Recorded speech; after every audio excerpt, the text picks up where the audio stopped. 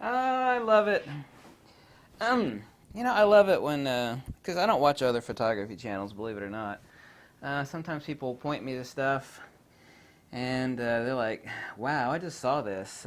I've made a few videos recently about metering, because people asked me to. Some few people recently, since I recently did some videos on metering, pointed me to a video, a really popular video apparently, and there's a list of things that upset this person. And it's called Things Most Photographers Get Wrong. And one of those things was light meters. And man, let me tell you, we all make mistakes. Okay, photography is a huge subject. It's like cars. I mean, you could be a car mechanic, but you don't know anything about race cars. You could be a race car driver, and you don't know anything about a type of specialty driving, like endurance drivers may not know anything about race car driving. Photography is a huge topic. Now, based upon logic and wisdom, my premise is that people should comment on things they actually know stuff about. And that means they should stick to their own wheelhouse. It wouldn't bother me so much, and it doesn't bother me at all, really. I think it's funny, is that the last thing said on light meters in this video is that it upsets me. Okay, hold on a minute. It upsets me when people are going out and using techniques that isn't technically superior based upon outdated teachings or in reference to a light meter. Oh, really? Let's have a discussion about that. A good meter, much less a great one, is always 1,000% superior to the absolute best damn camera you got or anybody else has got. There is not a single professional photographer, a real professional photographer on earth, that will disagree with me on that fact, okay? This is really about as good as it can get. I've owned 4 different meters. Yeah, 4. One was a junky one. 4 different meters since photography school, and that was 1989 or 1990. Minolta meters and 3 different Sekonics. So this statement, it upsets me when people go out on using techniques, meaning metering. Let's go down the list of things that are wrong here. Auto exposure meter in your camera is better than a light meter. Let's be civil here, okay? Let's just we all make mistakes, but apparently, this person is upset about something that this person is just insanely flat out dead wrong about. It's like me being upset about unicorns crapping in my backyard. It's like, man, I'm so tired of unicorns crapping in my backyard. It's like, what are you talking about? There's no such thing. That isn't happening. So, that's the level of absurdity we're talking about here. You're upset about something that is just absolutely 100% undeniably false. Okay, let's go down the list here. Auto exposure inside your camera is better than a light meter. Unless you're using like a 30-year-old light meter that's a piece of crap with mechanical dials on it, in that case we'd be talking the truth here, but not something like this or even a halfway decent light meter. Like hell, there's nothing better than a light meter for metering. This can do reflectance and incident meter reading. The best metering on the best cameras on Earth, they're all crummy little, they've gotten a lot better, but they're all reflectance metering. And if they were so awesome, and no camera can tell you what the hell it is you're trying to expose for. That's point number 1. Point number 2 is that they have center-weighted metering and spot metering in professional cameras for a reason.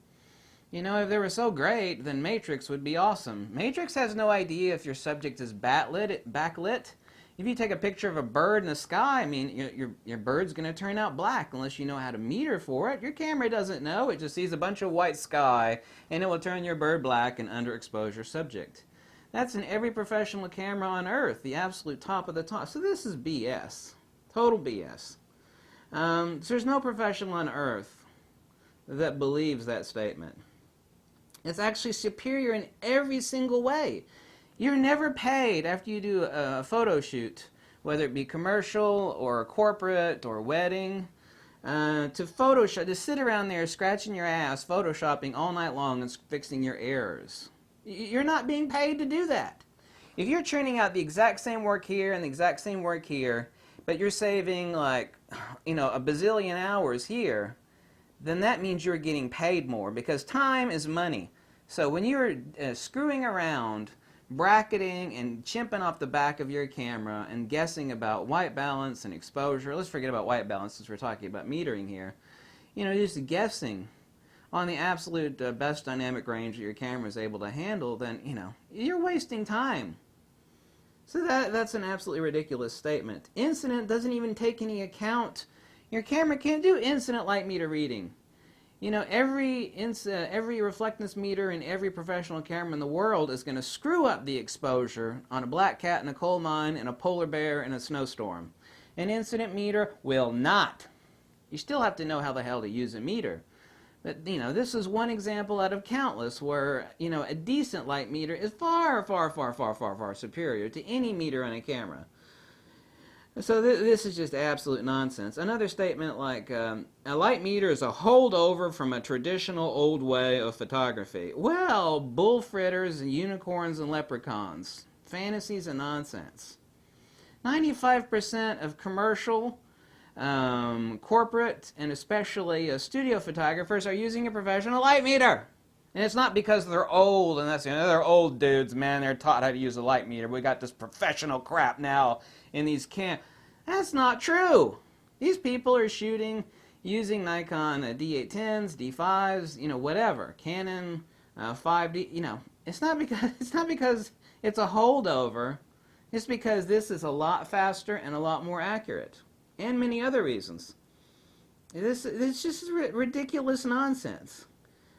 People that recommend using a light meter instead of your camera that's built in, this is a holdover. Okay, let's just take a short list of the countless ways this is superior. Not only superior, but what your camera can't even damn well do. I don't care what camera it is you got. Camera can never calculate incident light. Just imagine a flash over here. Bing! I can plug in a PC cord, I can send a radio transmission to my pocket whizzer, pop the flash, check my incident meter reading, and I can calculate the ratios of my other speed lights. There's no camera out there that can do any of that stuff. None of it. Your camera can't calculate flash ratios that is so vitally important to any and all studio, commercial, and tabletop work. Can't do it. It's not a holdover. It's not a holdover. If there's no camera, out there that can do it, then it's not a holdover. It means this is some critical crap, and there's no camera I can buy at any amount of money that can do this stuff. Ah!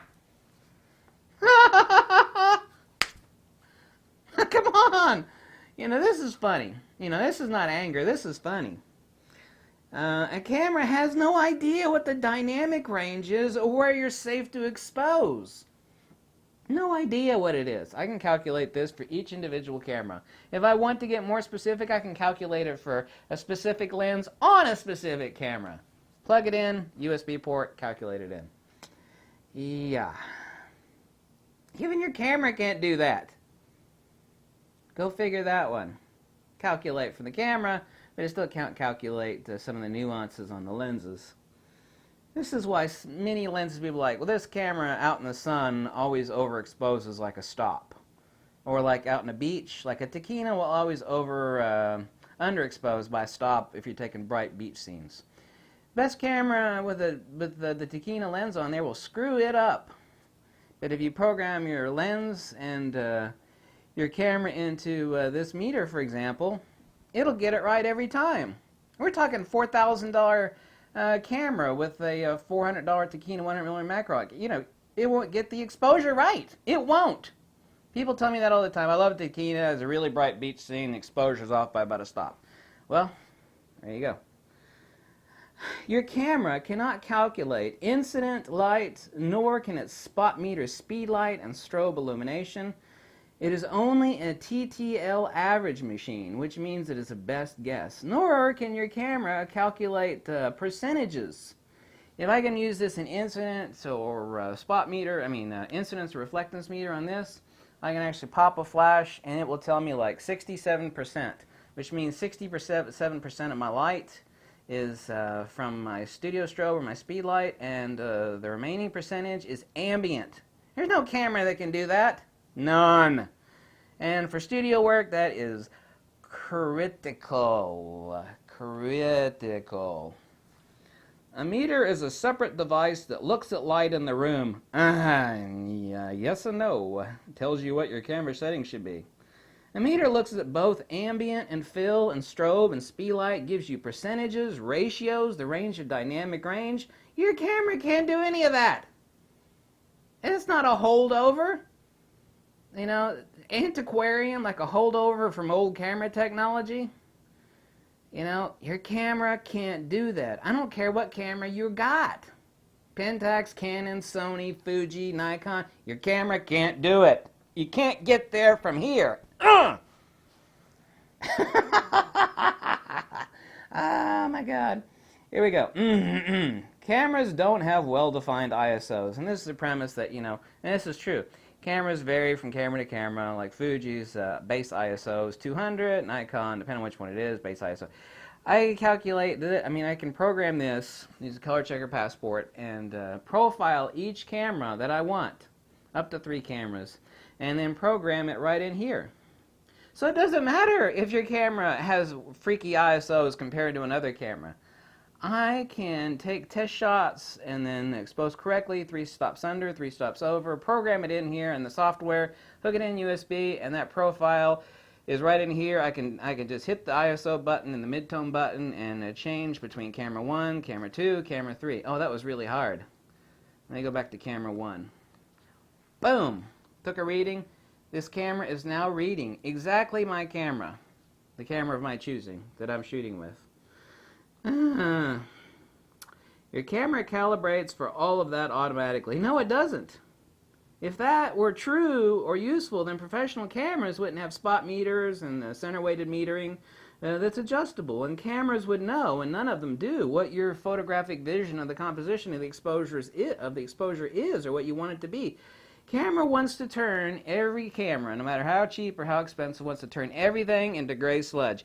Every camera on earth, and boy, you better listen to this crap because it's important. And this is like people don't understand this. Every camera in the world, cheap or expensive, every damn one, takes a look at the scene, okay, and it's colorblind, okay? It takes a look at the scene and it wants to turn everything to this as close as possible. Gray sludge, 18% gray. Midtone, 18% reflectance. Zone 5. It averages, it checks the range of what it is you got. If you got a heavy backlit and you got a dark subject that's backlit, a dark subject that's backlit, your subject's, you have to, every camera is ignorant. It doesn't know anything about exposure. Doesn't know anything. I got a 1 degree spot meter reflectance on this. Boom. Most cameras don't have a 1 degree reflectance. You can stick it on spot, but it's not 1 degree.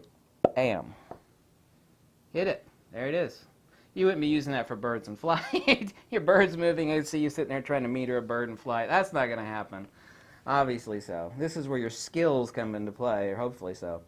So some people have a workflow designed around meters. Well, that's kind of half true, but this is mostly not true. No, many professionals use a meter because there's no damn camera that can meter strobes or multiple strobes, calculate percentages of ambient to fill flash, much less calculate the ratios in a dynamic range. I have this and 2 other cameras profiled into this meter. My Nikon D500, my D810, and my Fuji. It will tell me. I can sit here and I can calculate my average. I can spot meter multiple spots, or I can take multiple incident meter readings, and I can just hit the delta average after memory recall. It will tell me the spread between the dynamic range of all those things, where they fall, and actually get the best maximum dynamic range out of my shot, which means that expensive camera, you're squeezing every bit of juice out of it. You're paying for an expensive camera because of the dynamic range, the capabilities it has. If you work off of your camera's meter, most of the time it's not doing that. It's going to take a safe road.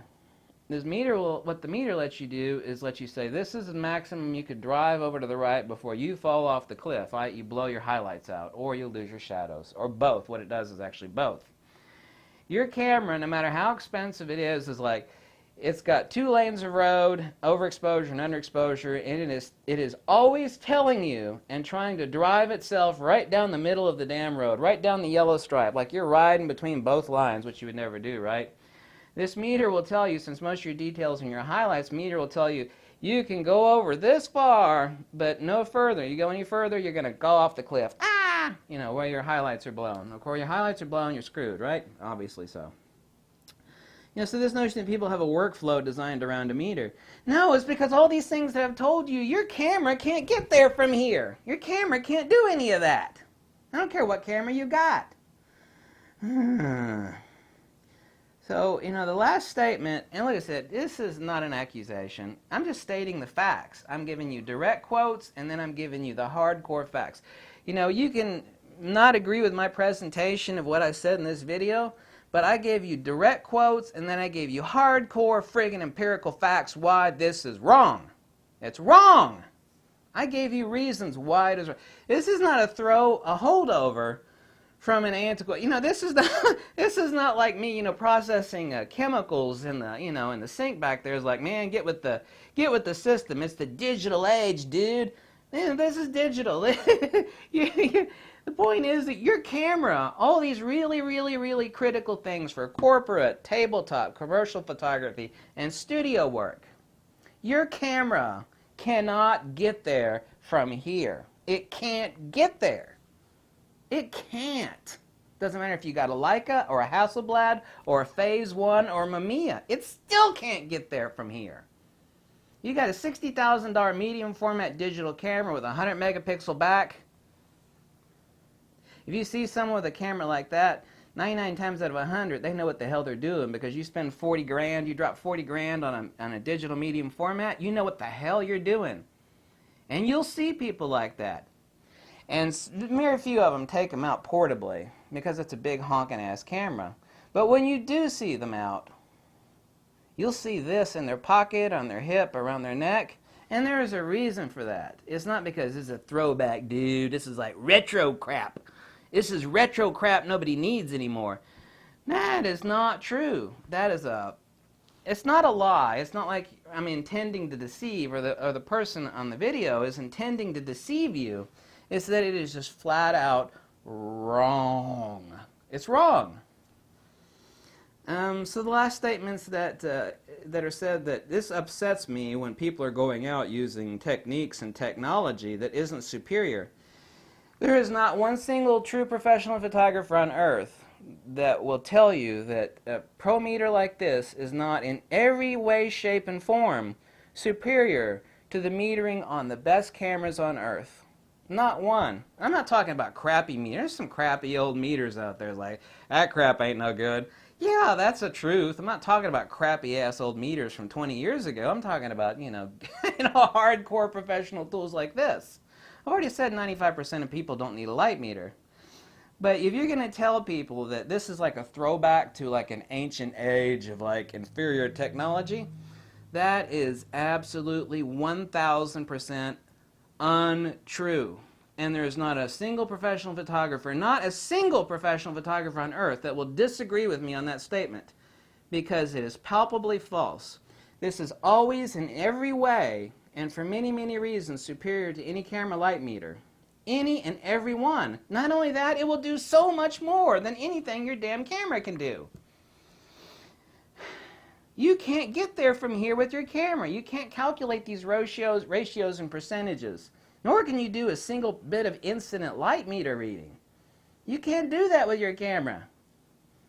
Anyway, this was not anger. This was just kind of like a funny rant. You know, you've never seen me angry. Say, oh, you're the angry photographer. You're just angry. This isn't anger. To me, mostly this was humorous. But it was true. Okay? Thanks for watching.